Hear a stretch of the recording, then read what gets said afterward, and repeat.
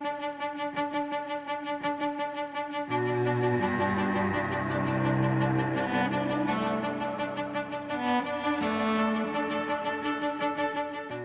I was 11 years old, my mom was diagnosed with respiratory issues. And for about 10 to 15 years, she actually lived on oxygen. So finally, when her lungs started to completely decline, it was transplant that was going to continue to help her live. That was her only option. So, after caring for my mom for so many years, I realized that caregiving was my passion. That's what I loved to do. I loved helping people. I loved spending time in the hospital with my mom and helping the other patients in the room with her. I absolutely loved it. So finally, in 2016, I went to school and got my personal support work certificate. And do you think that your mom's experience with that double lung transplant, do you think that that really shaped you as a person? It sure has. It really has. It's made me resilient in so many ways. I'm able to now bounce back from really hard situations. And, as a PSW, that's something that we have to deal with on a daily basis, whether it be we unfortunately lose a client or resident while we're caring for them, or we're helping a family that has a palliative care family member. These are things that we deal with kind of on a daily basis. That's wonderful to hear how you've taken that really challenging experience and, you know, I guess helps put it towards something positive and serving others as well. And that's the thing, growing up, I always wondered, why am I going through this? Why am I experiencing this? I'm a young child. Why can't I be out playing with my friends? And you know what? It all happened for a reason. Everything I went through, all those experiences, it shaped me into the caregiver and advocate I am today. So my name is Lindsay Couture. I am the owner of Oakwood Home Health Care, and I'm also a personal support worker. Oakwood Home Health Care offers in-home care and respite services to people here in the Durham region. Some clients I assist with mobility, some clients I assist with cognitive help. It all just depends on the client themselves. How has COVID-19 impacted you and your clients?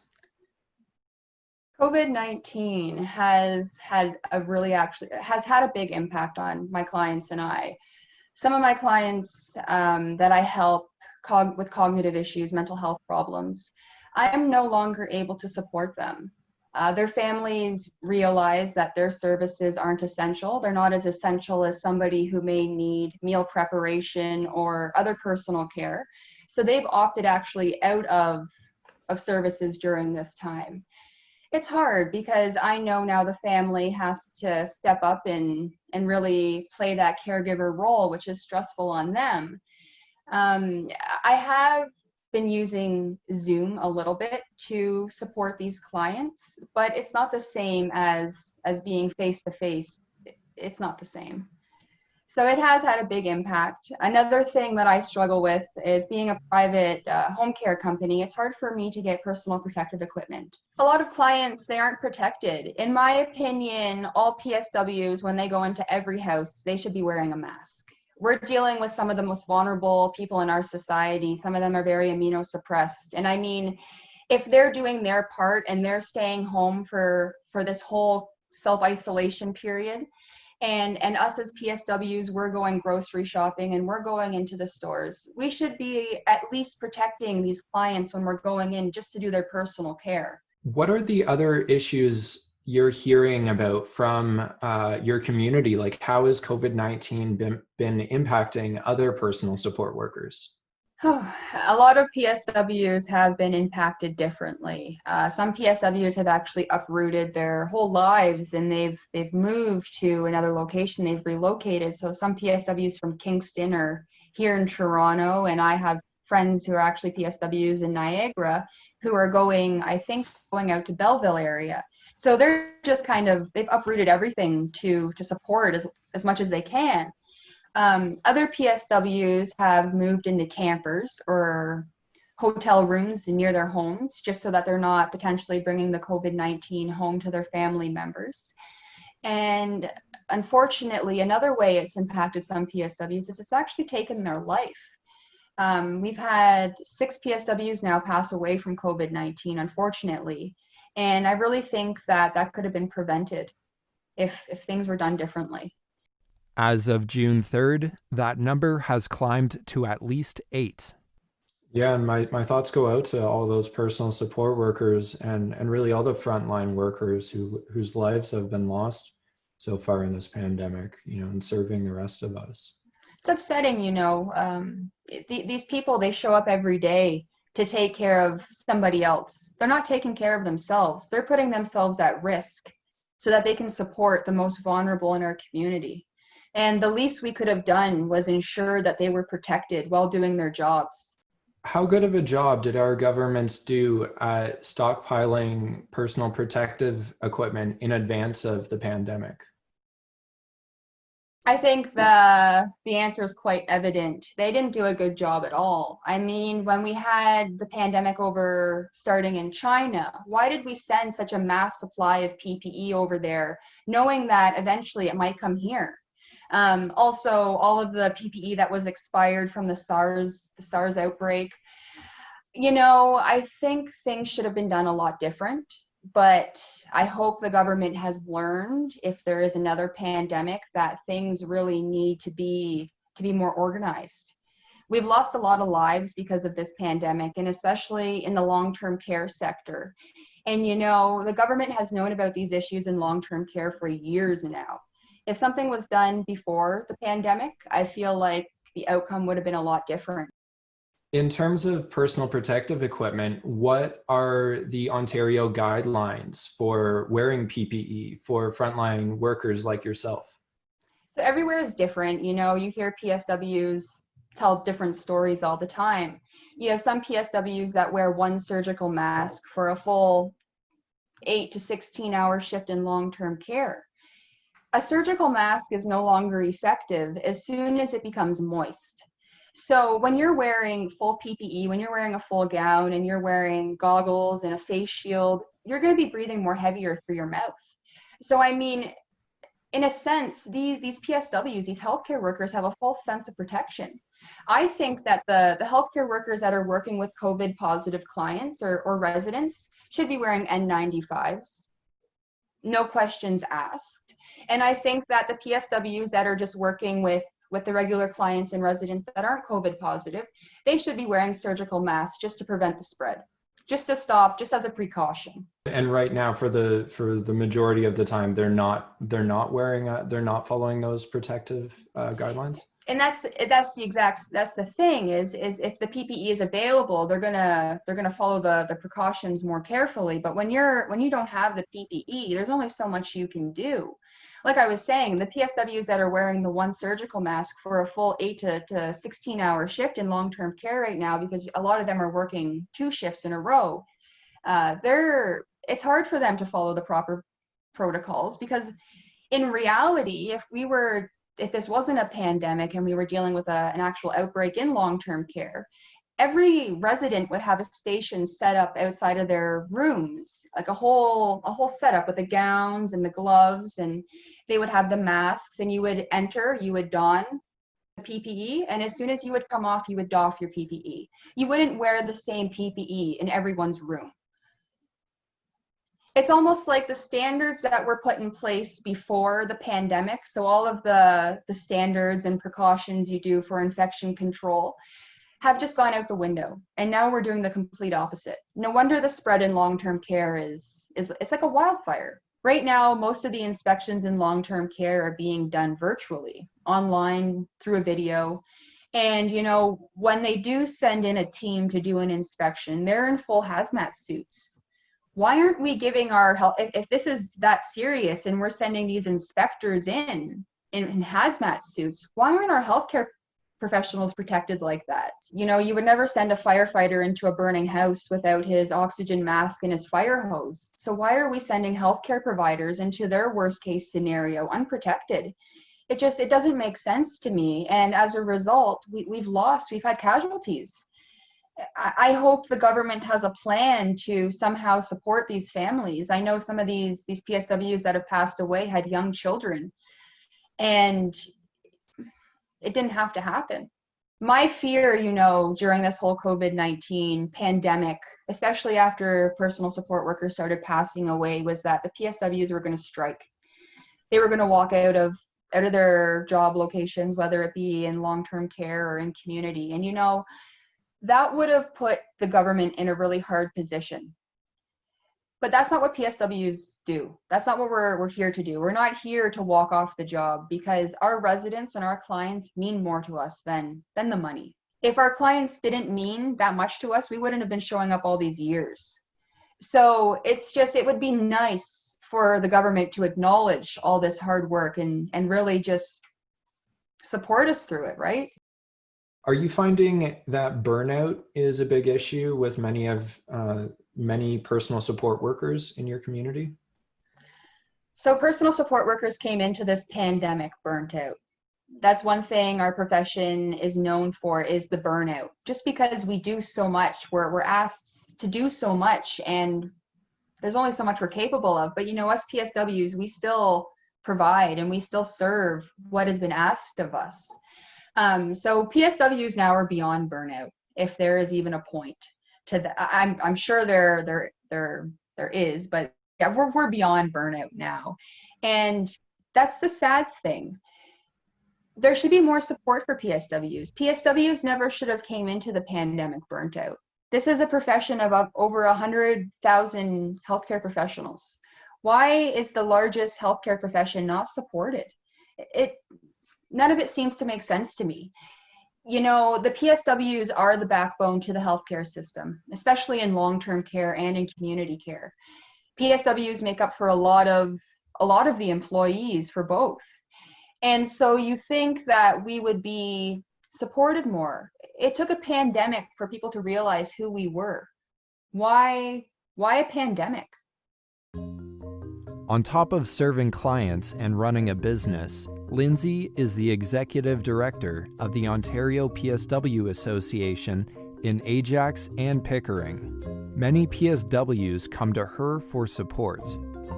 Despite all of these responsibilities, her biggest concern is unrelated to work. My biggest concern would be my mom here at home, because she is so immunosuppressed after her lung transplants that essentially this COVID-19 would take her life. And that is, to be honest, that has been my number one stressor this whole pandemic, is my mom. She's starting to get very, should I say, antsy. She no longer wants to sit at home and be stuck in these walls. So I've given her as much advice as I could give her, and there's only so much I can do as her daughter. But she has now chosen to go out into the community by herself, and that stresses me out even more, because how do I know she's taking proper precautions when she's in the community, right? So it's just, this whole COVID-19 has put so much stress on not just my life as a PSW, but also my personal life as well. How are you managing, how are you coping with the stress of the pandemic personally? I work out a lot. I go on a lot of runs. I just try and stay active and stay positive, as much as I can. It has its days where it's harder to cope. But I find that when I'm in those moods where I'm kind of downward spiraling, if I go for a run, I'm back into my happy mood. I get those happy endorphins going, and I'm good. Spending time in nature has helped Lindsay endure the most challenging times in her life.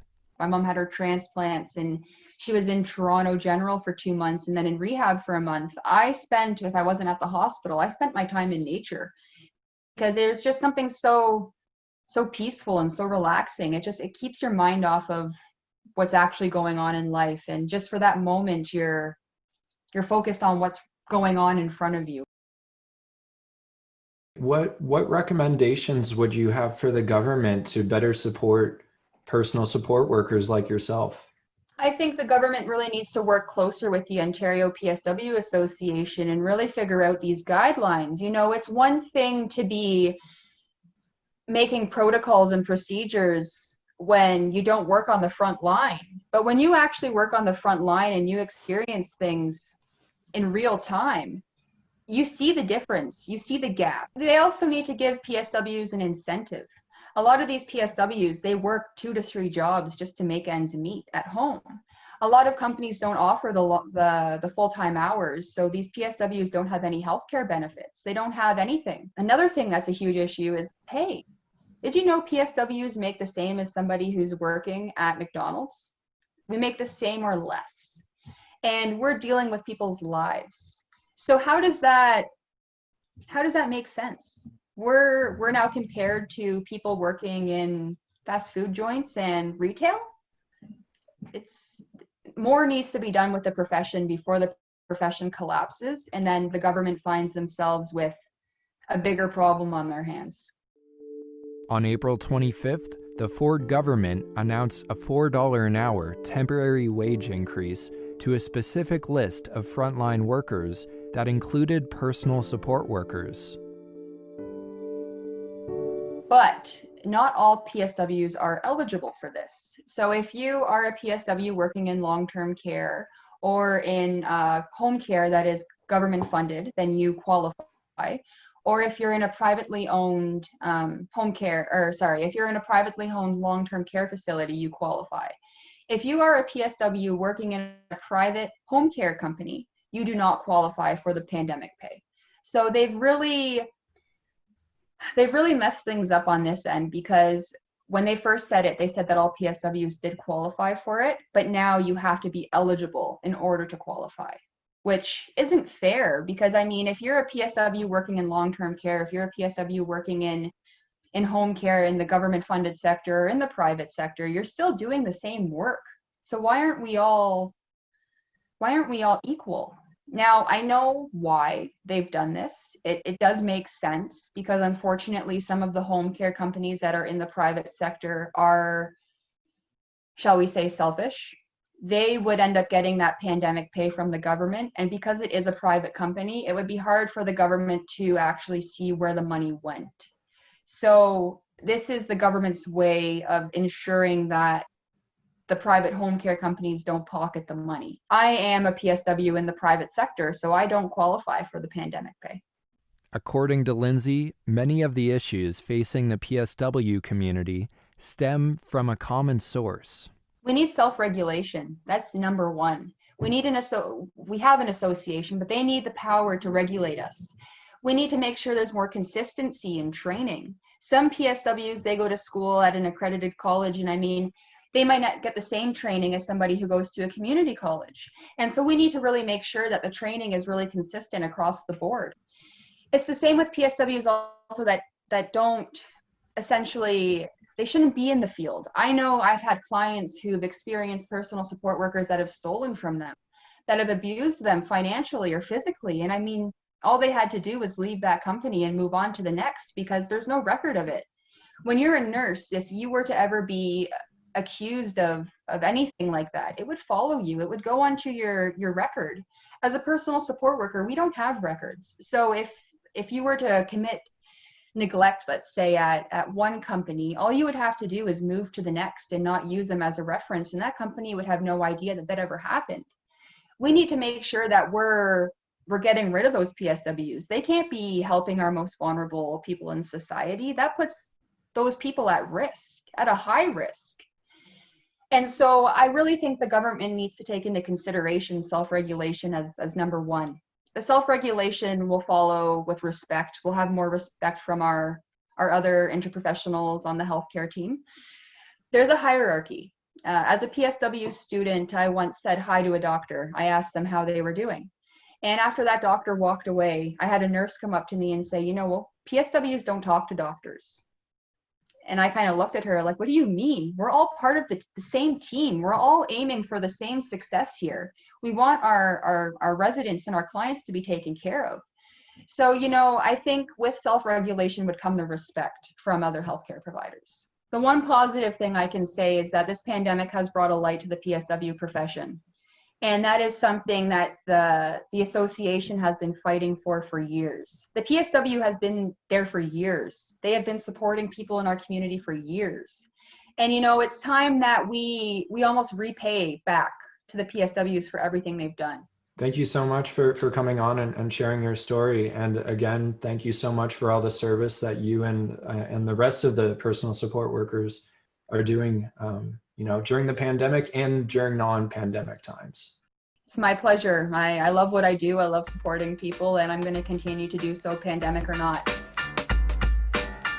I'm in quarantine from COVID-19, at home staying clean, waiting on a vaccine, self-isolation, physical distance. If you don't, you threaten our existence. Here's a list of those at high risk, dying by the virus, dying by the virus. All we got: heart disease, lung disease, hypertension, diabetes, give me your attention. Cerebral palsy, cancer, follow me, follow. There's only one answer: lay low, time to preserve. Stay home, flatten the curve. If you're asymptomatic, that's still problematic.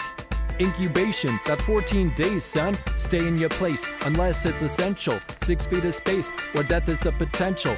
Whatever the weather, we're in this together. Lay low, yo, and stay the home.